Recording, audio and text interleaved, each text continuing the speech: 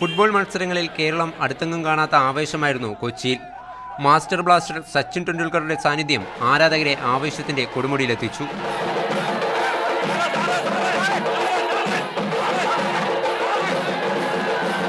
ആരാധകർക്ക് ആവേശം പകർന്ന് സിനിമാ സാംസ്കാരിക നായകരും എത്തി. ഇന്ത്യൻ പോപ്പ് ഗായിക ഉഷ ഉതുപ്പ് ബ്ലാസ്റ്റേഴ്സിന്റെ വിജയം പാട്ടിലൂടെയാണ് പങ്കുവച്ചത്.